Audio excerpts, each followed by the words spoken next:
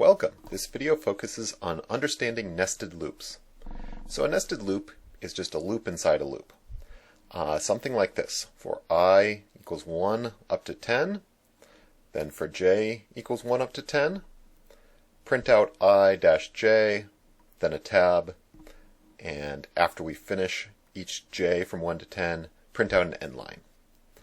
So if we run this code, here's that same code. We'll go ahead and run it. This is what we get. Right. Row 1, columns 1 through 10.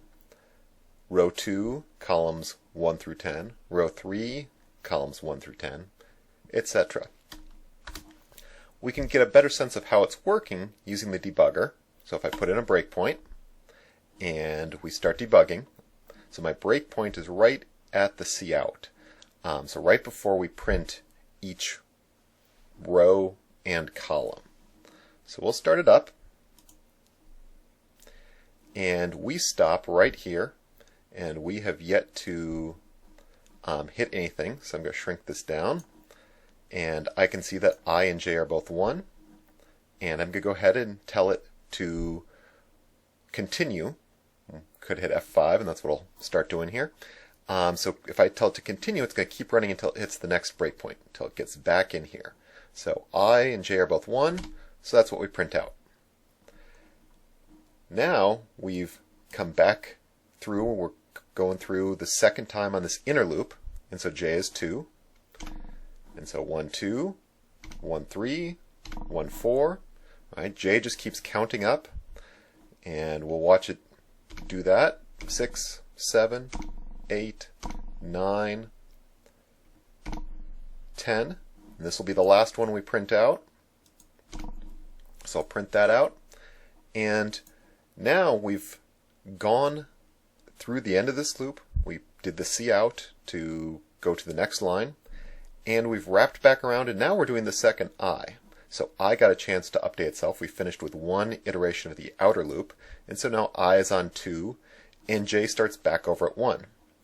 And now we'll count to 1, to 2, to 3, etc. And so we'll build up kind of row by row, column by column, print it out. So two-dimensional loops, anytime we want to do something like loop through rows and columns, or loop through every word in every line of a file, or do every number less than every number, less than a given number. And we'll see an example of doing that a little bit later when we're searching for primes. So anytime we want to do this, repeat something within something else that's being repeated, we need a nested loop. And the most important thing to remember when working with nested loops is we've got a couple different regions. Anything that happens outside the loops is only going to happen one time. So if I want to do some work initially to set things up, that's going to come before the first loop starts. And anything I do out here is going to be available for every row and every column. Then once we start the outer loop, usually if we're doing something kind of row and column based, we'd think of this as being the row loop for each row. So then we start a row, and this is where we'd initialize values that only that we want to start over for each column, for each row. Within the inner loop, that's where we've got one particular column within the row, so one cell. After that inner loop, we have an area where we could put code that we want to execute at the end of each row. And then anything that we do after we've gone through the whole loop process would come down here. All right, so if we rewrite that those nested loops that are currently for loops with while loops, it would look kind of like this and make it a little bit more clear what's going on. All right, before we get going, we have to initialize I to be 1. We're always going to have, this is going to be our row counter. While I is less than or equal to 10, we'll set up a j. We'll set j equal to 1 and count until it hits 10. We'll print out I and j, and then increment j to go to the next column and to keep this loop going forward. And once we're done with counting 1 through 10 for the columns, we'll print out an end line, and that would be the proper place also to update the row number to go to the next row. and we'd bounce back up and do row 2, row 3, row 4. All right, this basic recipe stays the same. If we're reading in every word in every line of a file, it might look like something. This outer loop would be concerned about the lines in the file.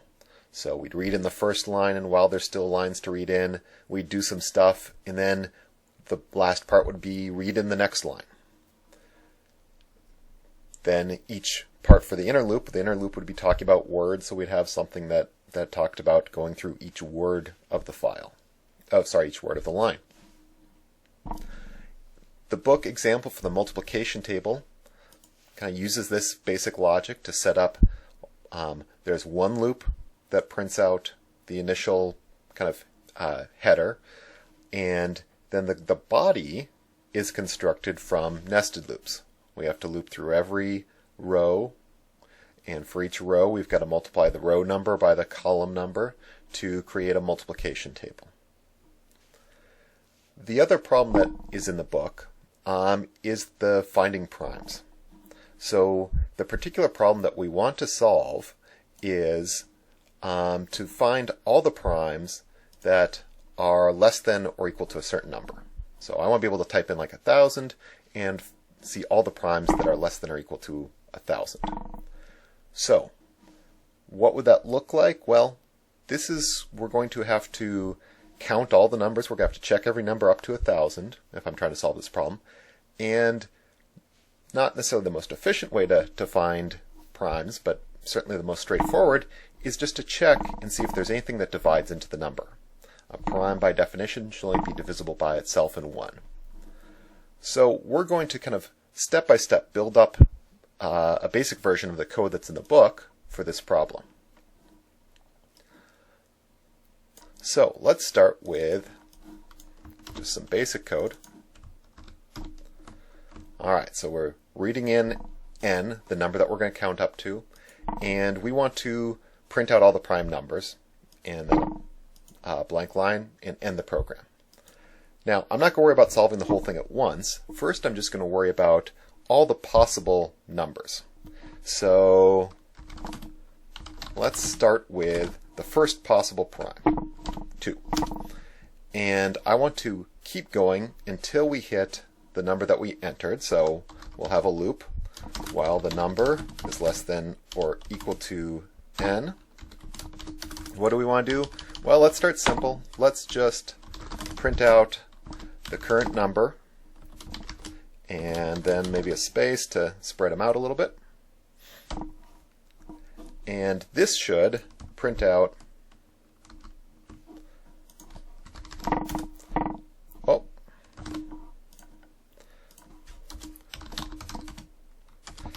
forgot to increment our counter. Alright, so now we've got something that prints from 2 to 1,000. Now we don't want to print all of those, we only want to print the ones that are prime. So now we've got to stop and figure out, okay, how do we decide if something is prime or not? Well, we have to count down from that number until we hit 2, there's no point in dividing by 1, and see if any of those numbers divide in evenly. So what I'd probably do at this point is something like take the code I've got, say, okay, I know that works good. I'm going to comment it out. Control /, by the way, is how you quickly turn on or off a chunk of code. It'll comment everything out, and if they're already commented out, it'll uncomment them. So the computer's going to ignore that chunk of code. And now I can go do something like this. So I'm just going to go test some code to decide if a number is prime or not. So let's say the current number is 11. I'm going to assume that the number is prime. All right, so this is,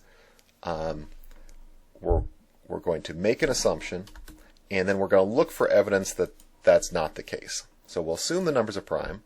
We'll count from 2 up to the number, but not including the number. If we can divide the number by whatever our current counter is, and the remainder is 0, then that means it divides in evenly and our number is not a prime. And then we can use as prime. If we never found a divisor, it'll still be true and we can print out its prime. Otherwise we can print out no. So I'm going to try building this and running it, and it tells me 11's prime. Okay, that seems like it works. Let's try 150, and that should not be prime. Alright, so I build this code and I test it and I feel like it's working. Now I can worry about combining this with the code that I've got that does the other job. Alright, so I'm going to take this code, and at this point I'd uncomment that. And I'd say, okay, I know I've got to do my kind of my work in here instead of just printing out the number. I want to do this stuff. Now, the number, I don't have to hard code that in. I've got that coming from my loop. But so I can just kind of merge in the two things. We'll assume each number is prime. We'll look for a divisor. If we end up deciding it's prime, then I'll print out the number, and I won't bother printing out as prime. I'll just print out number in a space. Otherwise, well, I don't even need to do anything for that. And then I update number to go to the next one. Alright, so we try it out.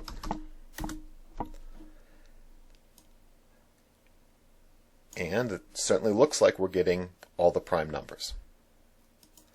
Now there's lots we could do to optimize this. I don't need to print out an n line every time.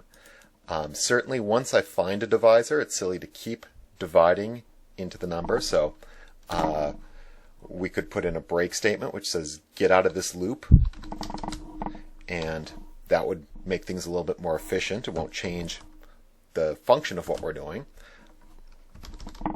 We're still going to get the list of primes, but once we find a divisor, we'll stop trying to find other divisors for that one, because as soon as we find one, we're convinced that it's not prime. But the basic problem has been solved. Now, like I've said before, the hard thing about examples from the book is you look at the code and it's full-blown. The important thing when you're dealing with a complex problem is to figure out how to solve it in small steps. And for a nested loop problem like this, it often means figuring out how to loop through each of the rows or each of the values, and then what your loop looks like for working with each particular column or each particular value that we're looping through in this case.